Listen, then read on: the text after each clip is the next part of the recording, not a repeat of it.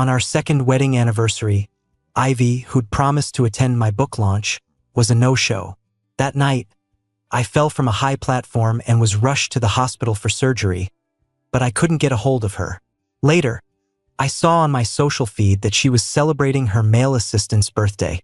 When she finally found out I was hurt, she rushed to the hospital, her eyes red. "Why didn't you tell me?"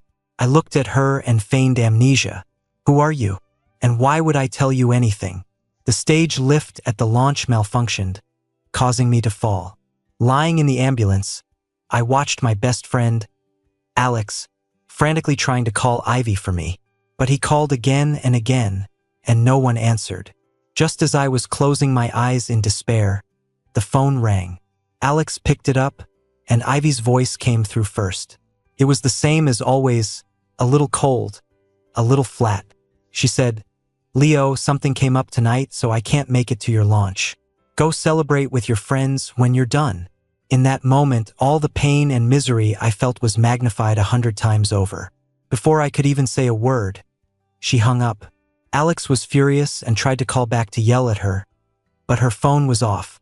The woman I put on a pedestal was as cold and distant as the moon in the sky. Ivy and I had known each other since we were kids. Our families were old friends, and I'd been in love with her for 12 years, ever since we were teenagers. We came from similar backgrounds, and our tastes and values were perfectly aligned. Starting in middle school, we were always in the same class at the same school, always ranked first or second in our grade. She was reserved and didn't talk much, but we could still talk for hours about a million different things every day.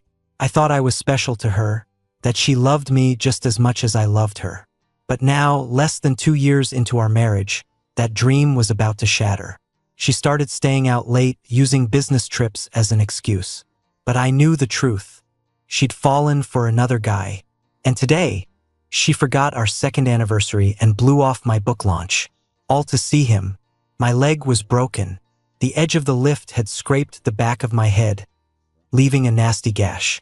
After the doctor stitched me up, he told me I needed to stay for observation. Alex had to get home, but he tried calling Ivy a few more times, hoping she'd come stay with me. Still no answer. Just a busy signal. I told Alex to go home, that I'd call a nurse if I needed anything. Once things quieted down, the pain and misery came flooding back, twice as strong. The anesthetic from the stitches had long worn off, leaving only a searing pain in its wake. It hurt so much I couldn't even think about sleep. I opened my phone and scrolled through my social feed. I saw that the new male assistant Ivy had hired was celebrating his birthday tonight. The caption read, "My boss didn't just celebrate my birthday with me, she also got me a limited edition watch. The best boss in the world." The woman in the picture, smiling so gently, was the woman who slept next to me every night, Ivy. While I was lying in a hospital bed, unable to reach her, she was out celebrating with that guy. It looked like Ivy really had a thing for him. That's why she kept him so close. I opened the cloud storage for our home security cameras. I watched it until 2:30 a.m., when the front door finally opened. Ivy took off her coat and walked into the bedroom. She didn't even seem to notice I wasn't home. She just lay down and went to sleep. The next morning, she got up, saw there was no breakfast on the table, paused for a second, and then just left for the office. In our 2 years of marriage, I had gotten into the habit of waking up early to make her breakfast every day. Ivy was a picky eater, so I always tried to make her different things. Her friends all said she'd married the perfect husband. They said that just for the breakfasts alone, she could never leave me. Ivy would just smile, then turn to me and say, "You don't have to work so hard. We can just hire a cook." It's not the same. This is breakfast made with love. But now I think she just loved the breakfast. It didn't matter if it was me who made it. There are thousands of breakfast spots out there. No one is irreplaceable. Alex showed up first thing in the morning. When he saw Ivy wasn't there, he started cursing her out and tried to call her again. Her husband gets in an accident, and she's nowhere to be found for a whole day. What could possibly be more important than your husband? Don't call her. I wanted to see just how long it would take for her to remember me. Before she had a chance to remember me, though, I saw her at the hospital. Ivy, my wife, was helping her male assistant as they waited in line at the pharmacy. The guy didn't look as handsome in person as he did in the photos, but he was the complete opposite of me. He was bright, sharp, with a rebellious, boyish energy. "Thanks for bringing me to the hospital, Ms. Reed." "It's nothing," Ivy said, handing him a carton of milk and a container of dumplings. "You have low blood sugar and you still skip breakfast. You're so reckless." The assistant was about to say something else when his eyes suddenly landed on me, waiting by the elevator. He froze for a second, then his expression shifted to one of alarm, like a startled dog, but it quickly morphed into a look of concern. "Mr. Kent?" he asked, his voice full of worry. Ivy followed his gaze and saw me. She looked stunned. "Leo?" Ding. The elevator arrived. Alex was about to charge over and confront them, but I quietly stopped him. I told him to hurry up and push me into the elevator. The moment the doors closed, the knot in my stomach finally loosened. Alex was baffled. "Ivy is cheating on you, taking some pretty boy to the hospital, and you can just take it? What else am I supposed to do?" My upbringing wouldn't allow me to make a scene in a crowded public place. I had convinced myself for days and nights on end that as long as she never said the words, I could just pretend I didn't know. But just now, seeing the gentle warmth she showed her assistant, a warmth I'd never felt, when she told him, "You're so reckless," I knew we were over. She had really betrayed me. She had betrayed the love I'd held for her for over a decade. But if I was going to be miserable, she wasn't getting off easy. Ivy called me, but I didn't answer. She called Alex. Alex gave her my room number. As a wife, all she had left for me was a sense of duty, a chain that forced her to come running to my hospital room. She stood at the door, panting, looking at me with an expression of extreme urgency and concern. "Leo." She felt guilty that she wasn't there for me the moment I got hurt last night. Of course, she felt even guiltier that while I was suffering and my life was on the line, she was out celebrating another man's birthday. She walked to my bedside and sat down. "Leo, why didn't you tell me you were in an accident?" All those unanswered calls were like my sinking heart. I didn't want to hear any of her excuses. I spoke before she could. "Who are you? And why would I tell you anything?" Ivy was stunned. Alex was shocked too, but as my best friend, he'd always understood me better than Ivy, my own wife. He got it. Ivy looked at me, realizing I wasn't joking. For a moment, a flash of panic crossed her face. She stood up and said she was going to find a doctor. After she left, Alex asked me why I was faking amnesia.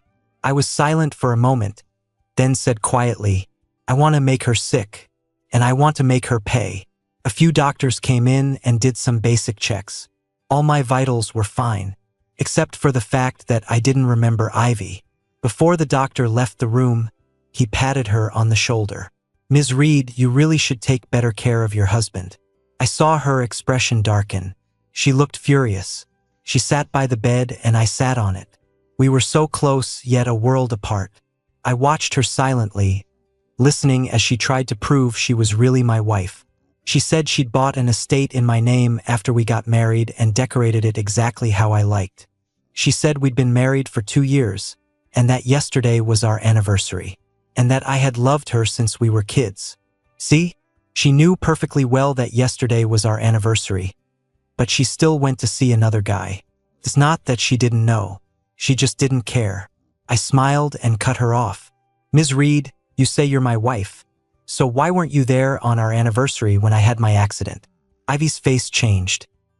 I looked at her, my smile gentle. "You were at the hospital with another man." She panicked, reaching out to grab my hand. "Leo, don't be ridiculous. You're the only husband I have. Ethan is just my assistant." "Just an assistant?" "Funny, because that man looked more like your husband than I do."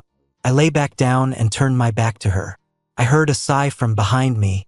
"Leo," Ivy said, "I'll keep my distance from him from now on." I didn't answer. She knew damn well the best way to keep her distance was to fire him. But she didn't. A good partner should have boundaries with everyone of the opposite sex. If you can't even do that, why pretend to be so deeply in love with me? After I was discharged, Ivy took me home. She started leaving for work late and coming home early. She would wake up every morning to make me breakfast, and we'd eat together. I've known her for over a decade and lived with her for 2 years, and I never knew she could cook. I used to wake up early and make her all sorts of things for breakfast because I loved her, and it made me happy. I wonder if she's making me breakfast now because she suddenly loves me, or because she feels guilty. Women are like that. They know how to do a lot of things, but they pretend they don't, banking on your love for them while they watch you struggle. They measure the depth of your love by how much you do for them. This constant scorekeeping in love is exhausting. After breakfast, I took the dishes to the kitchen. I figured Ivy had already left for work like she usually did. But when I came out, I found her waiting for me in the living room. "Leo," she said softly, "you forgot something very important." I wasn't really suffering from amnesia, but I racked my brain and couldn't figure out what she was talking about. She sighed, walked over to me, and looked up at my face. She leaned in helplessly and kissed my forehead. "Leo, you haven't given me my good morning kiss yet." I froze for a second, then took a step back. She looked a bit frustrated. "You really need to get your memory back soon." A smile played on her lips. "I'm off to work, Leo." I looked at her and said nothing. She thought I really didn't remember, so she lied to me. There was no good morning kiss. There never was. Shortly after we got married, I suggested it, but she refused, saying that true love shouldn't get bogged down in trivial details. This sudden change of heart, I guess she was trying to do some damage control. Probably just a guilty conscience. She came home early to make dinner. I was sitting in the living room watching TV when she turned around and said, "Leo, there's a Chamber of Commerce gala on Sunday. If you're feeling up to it, would you like to go with me?" I paused while changing the channel and looked at her. "Is it mandatory to bring a date?" She shook her head. "Not really." I changed the channel again and looked at her. "Can you go by yourself?" She got the message. I didn't want to go. "Then I'll just go by myself and come right back," she said with a nod. "I'll be back early to be with you." She emphasized that she would go alone. But earlier today, when Alex and I were out, I clearly saw her male assistant trying on suits at a designer store.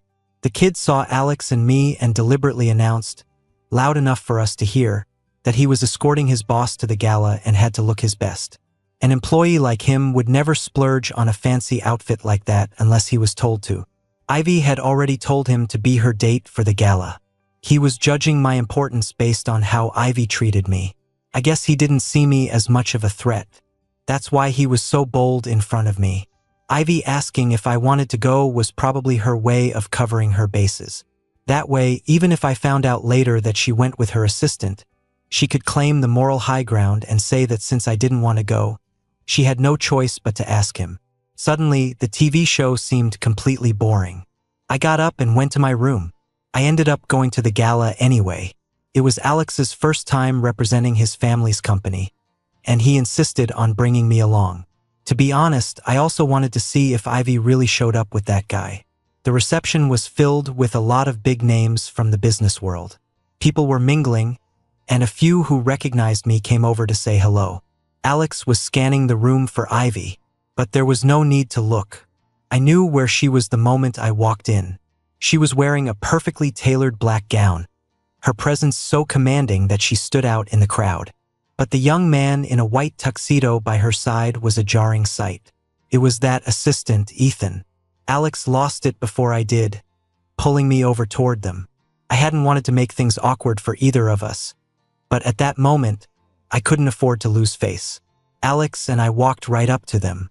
Alex called out, "Well, Ms. Reed, you're a lucky woman, having such a handsome assistant as your date to the gala." Ivy turned her head, and when she saw me, her face instantly fell. She looked horrified. She pulled her arm away from where Ethan had it tucked and started to reach for me. I didn't flinch.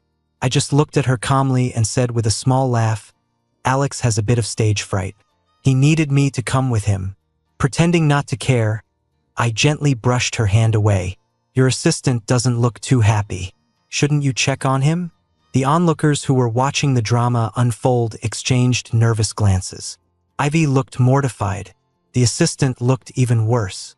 I ignored them both, took Alex's arm, and walked out of the ballroom. The second we were away from the crowd, I couldn't keep my composure anymore. My fists were clenched so tight my nails dug into my palms. The sharp sting of pain the only thing keeping me steady. Leo, are you okay?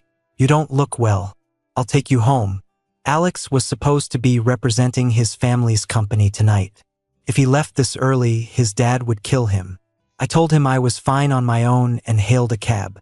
Ivy rushed home soon after. She came straight to my room, but I had locked the door. Leo! Her voice, low and pained, came from the other side of the door. You said you didn't want to go. That's the only reason I asked Ethan to come with me. He's good with people. He can help me fend off a lot of unnecessary networking. In the dark, I stared up at the ceiling and said softly, You said you'd keep your distance from him. Hearing my response, she eagerly tried to prove her loyalty. I'm sorry. I promise it will never happen again. And if it does? She paused for a moment, then said firmly, Then you can do whatever you want with me. I said, Okay. The assistant asked to meet me. I showed up on time, but he was more than 10 minutes late. When he finally arrived, he said smugly, Sorry. Ms. Reed needed me for something urgent. I had to take care of it. He had a youthful face, impeccably groomed, and an attitude as sharp as a porcupine's quill. He was a handsome kid, but he definitely wasn't smart. At the very least, he shouldn't have come strutting in front of me like this. I took a sip of my sweetened coffee. The cloying taste made me look up at him. You wanted to see me about something? Mr. Kent, your taste is quite different from Ms. Reed's. Ethan waved over a waiter. An Americano, no ice. He turned back to me, a provocative smile on his face. Ms. Reed and I have very similar tastes. We both love Americanos. So, you came here to tell me you want to be the other man and steal my wife? Perhaps because I was so direct, my gaze so unflinching, he faltered. A scream echoed through the coffee shop. I had just poured the rest of my sugary coffee over his head. Is your life really so miserable that you have to get your kicks from being a homewrecker? Oh wait, you're not even that yet, and you're already showing off in front of me. His eyes blazed with anger and resentment. Like a cornered wolf cub, he tried to lash out. Leo Kent, she's not interested in you anymore. Hearing my name come out of his mouth only made me angrier. I slapped him across the face. What do you think Ivy would do if she found out you came here to taunt me? She'd kick you to the curb in a heartbeat, right? I had hit a nerve. His face turned pale. If he could actually win Ivy over, he wouldn't have needed to come to me. He was gambling on my vulnerability and sensitivity, hoping I would go and make a scene with Ivy. It was just like at the hospital. When he saw me, there was a glint in his eye, which is why he called out to me, making sure Ivy knew I'd caught her with another guy. Even back then, he was betting that seeing Ivy with him at the hospital would make me go home and start a fight. And if I fought with her, it would give him the opening he needed. You're just some rich kid who relies on his family. We're both men. I'm just as good looking as you. Why do you get to live a life of leisure, spending Ms. Reed's money without a care in the world, while I can't? The other customers in the coffee shop were giving him strange looks. I laughed. Why? Because my family is the biggest shareholder in her company. Because I secured the funding for her company one drink at a time, begging for it at countless dinners. Because when she was at her lowest, I was the one who pulled her up. I stood up and looked down at him. Because I was born at the finish line. I represent a class that an opportunist like you will never be able to reach in your entire life. I was by Ivy's side as she grew up, from our school days to the cutthroat business world. I was always the one fighting our way through every challenge with her. Even when her family's company was on the verge of collapse, I was the one begging my dad, my brother, and my uncles to invest, to give her the foundation she has today. Without me, she might have succeeded eventually, but it wouldn't have been this smooth or this fast. As I was about to leave, Ethan called out to me. He didn't think he had lost. At the very least, he believed he could still cling to Ivy, his ticket to a higher social class. Leo Kent, want to make a bet? You're not that important to Ivy. I wasn't angry. I just looked at him calmly. Sure. Lately, Ivy had been treating me really well. She made time every day to go for walks with me or visit bookstores. She even went out of her way to cook me delicious things. At night, when I tried to go to my own room, she would sneak in and refuse to leave. I would lie with my back to her, and she would wrap her arms around my waist from behind. She'd whisper, "Leo, I feel like you've been a little cold to me. Is it because you still don't remember?" I mumbled a quiet mm. The room fell silent again. She's so clueless. If I had forgotten everything, forgotten that you were with your assistant while I was falling from that stage, maybe I would still be completely devoted to you just like before. I might have even believed you when you said he was just an assistant. But because I never lost my memory, because I remember everything, I don't know how to act around you anymore. Leo, you're so important to me. If I'm so important, then why do you keep testing my limits? Keep hurting me? And why do you still keep that assistant around? You used to always say you wanted to go to Mount Washington.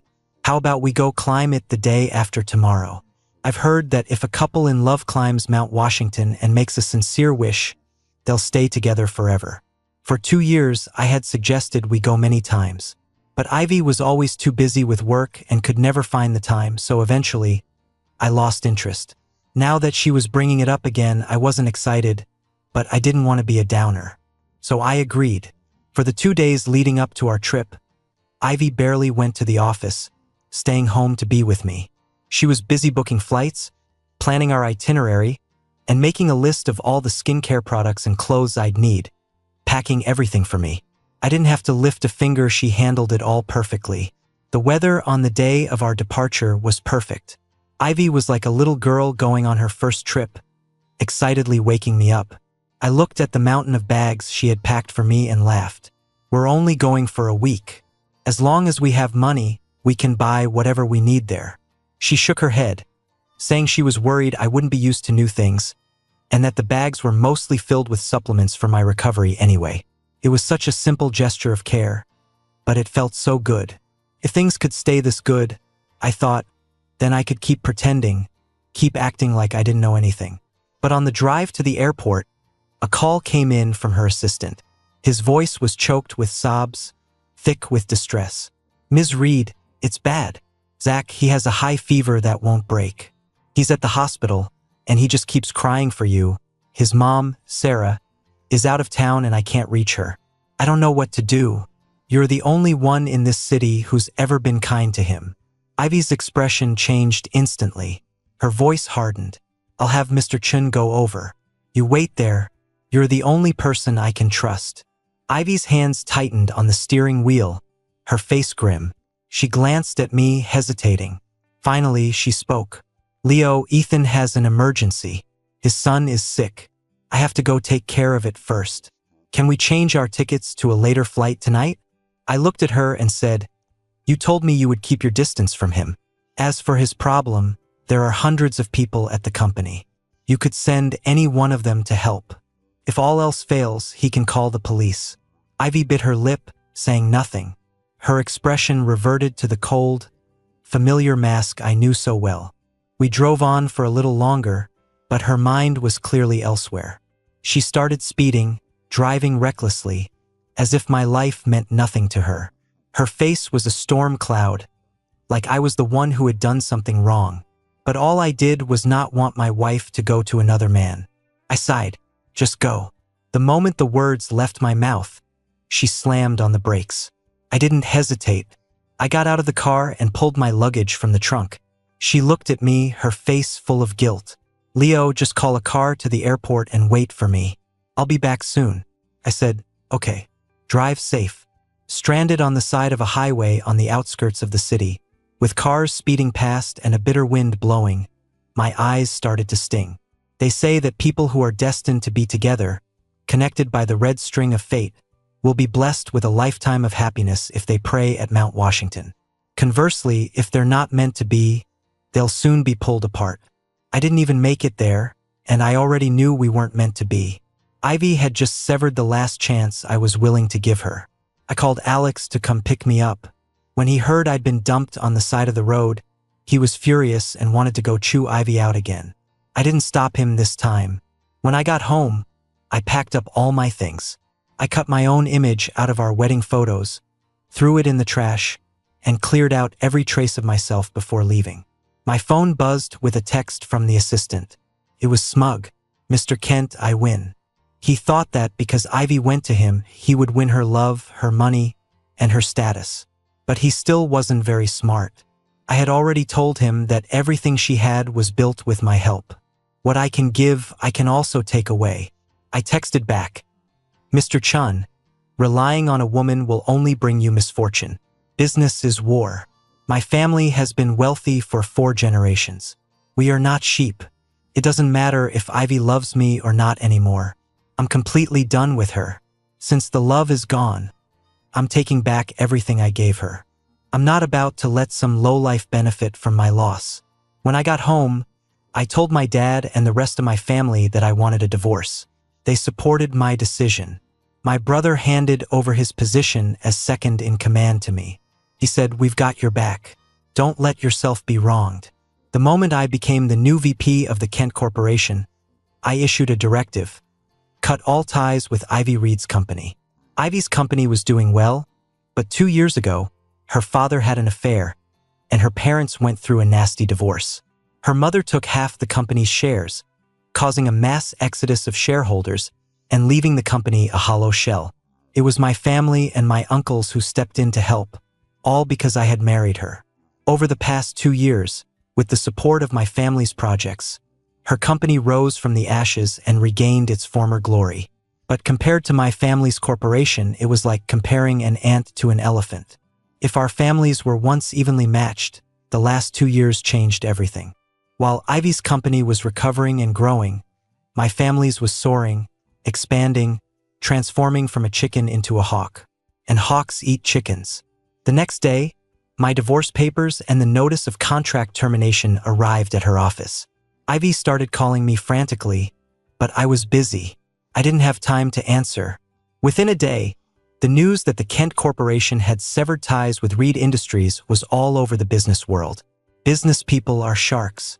They swarm wherever there's blood in the water.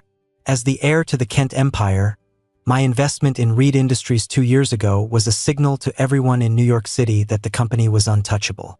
Everyone else had jumped in to get a piece of the pie.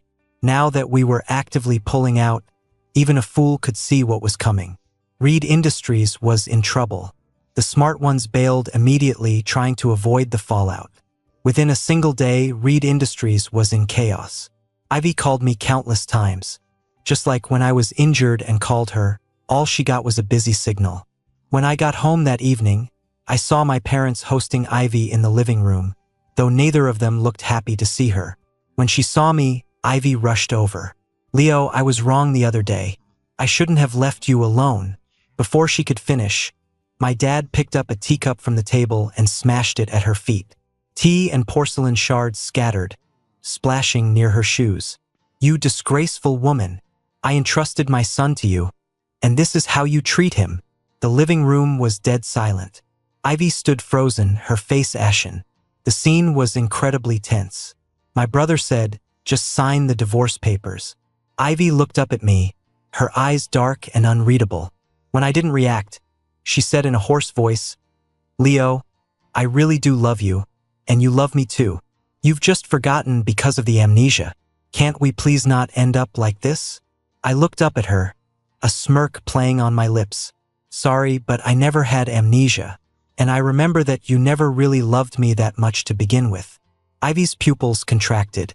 Her face went pale, but her expression remained defiant.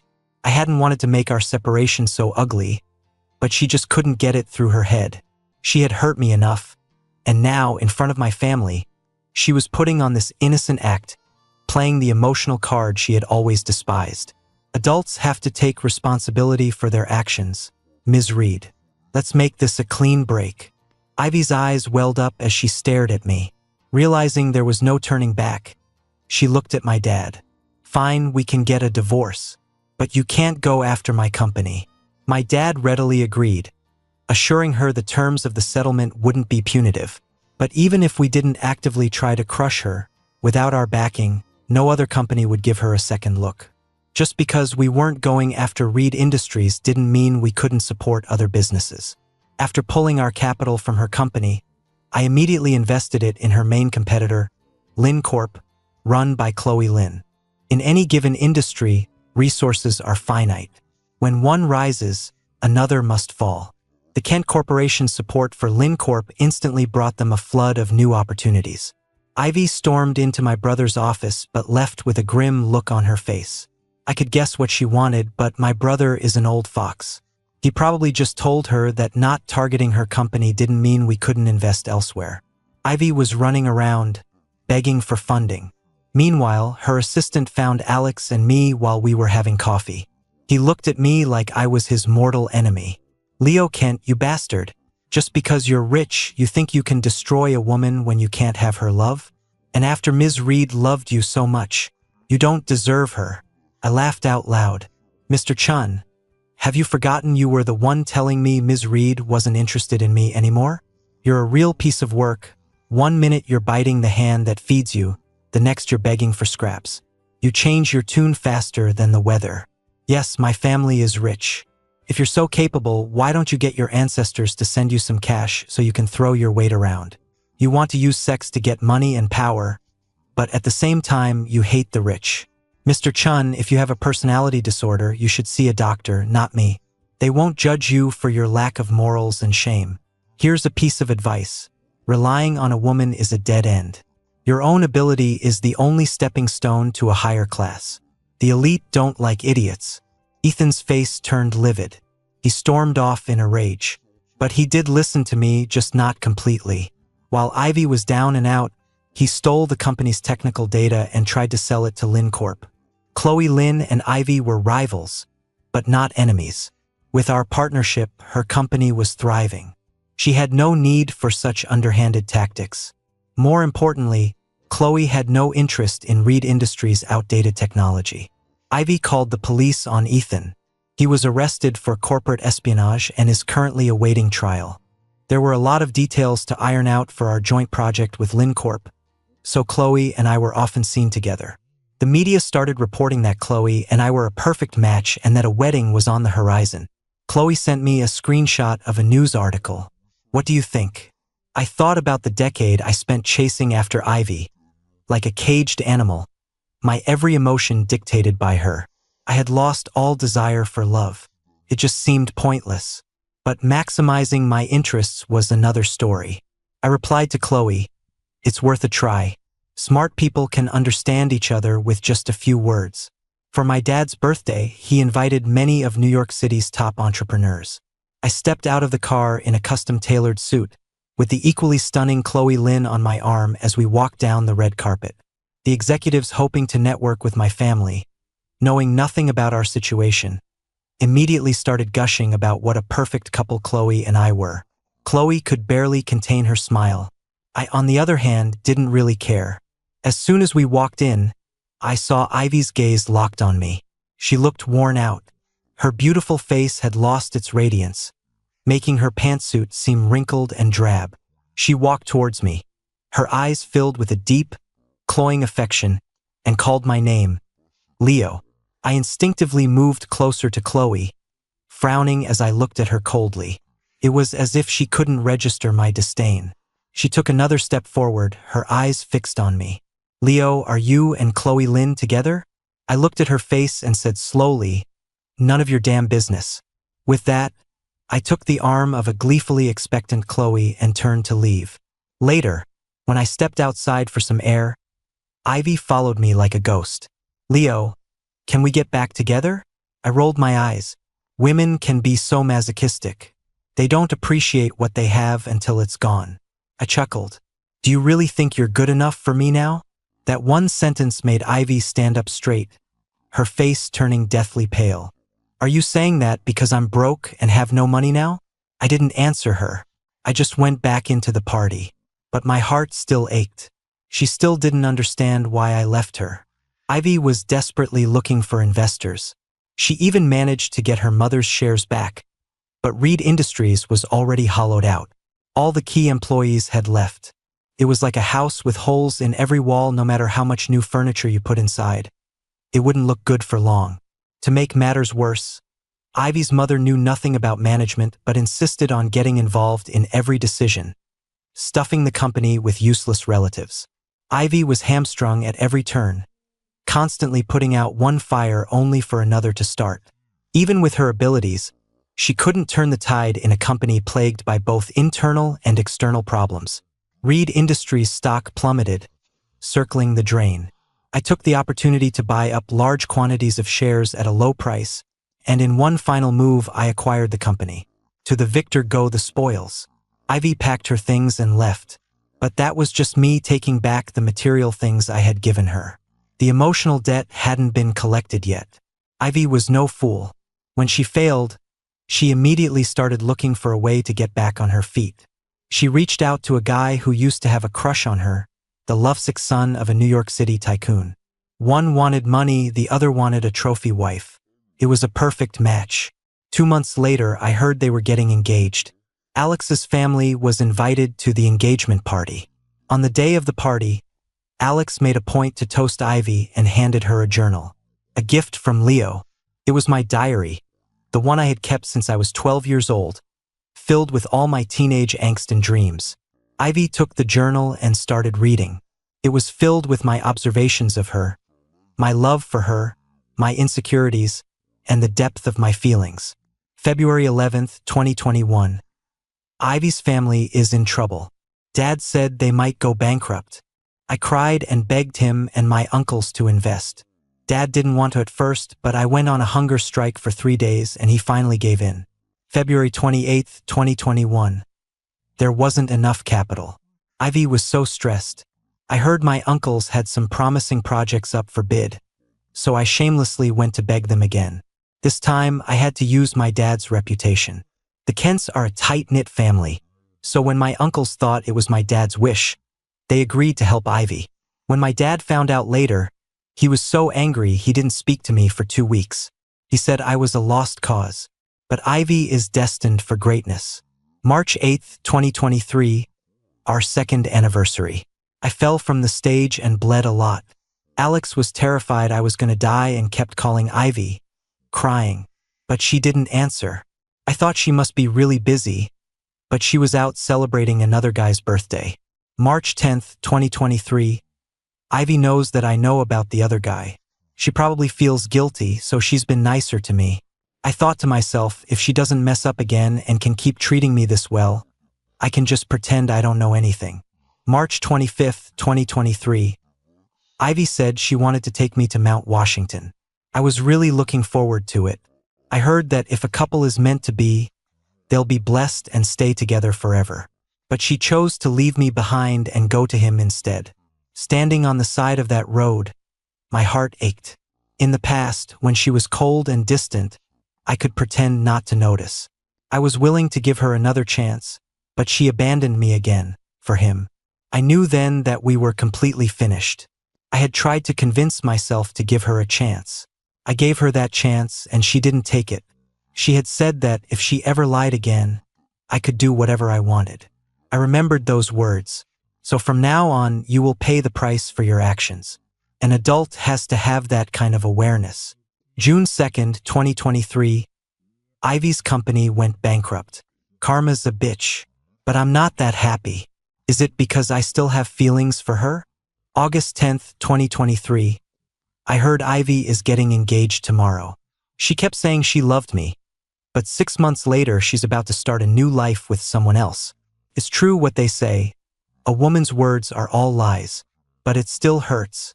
I thought that with time I would forget Ivy, that I would stop loving her, but I can't. If it were possible, if Ivy were willing to come back, I wonder, could we start over? As Ivy read my journal, her eyes grew red. She grabbed Alex's arm and asked him where I was. Her soon-to-be fiancé heard her and shrieked, "Ivy, what are you doing?" Ivy seemed not to hear him, her eyes fixed on Alex, demanding an answer. "What do you mean, asking where Leo Kent is at our engagement party? Are you trying to get back with him? Don't even think about it. Look at yourself now. I'm the only one who would still want you." The guy had a lot of fight in him. When he saw that Ivy was completely ignoring him, he slapped her twice across the face. The scene devolved into chaos. Alex told me later that after getting hit, Ivy just walked out of the engagement party. The guy's parents announced on the spot that they would never do any business with Ivy in the future. Just like that, the new path she had found was completely cut off. Gossip travels fast in the business world. It took Chloe and me 6 hours to hike to the summit of Mount Washington. She was scrolling through the latest gossip on her phone and showed it to me. Still have feelings for your ex? The article was a dramatic retelling of my and Ivy's love-hate relationship, claiming I was still waiting for her. I scoffed. Didn't you help me write that? Chloe scratched her head, remembering. Well, it looks like your ex-wife still has feelings for you. I laughed. I used to have feelings for her too. But she ditched me on the side of a highway. She can run, so why can't I? Chloe raised an eyebrow and dropped the subject. The journal was just bait. The choice was entirely in Ivy's hands, and she chose to dump that guy. To outsiders, it looked like Ivy had called off her engagement for me, that her feelings for me ran deep. But only I knew the truth. She just saw me as a better option than that other guy, someone who could help her get back to the top. Too bad for her. I was only giving her a choice. I never planned on giving her a happy ending. Like I said, I wanted to make her sick, and I wanted to make her pay. The wise avoid love, while fools drown in tears.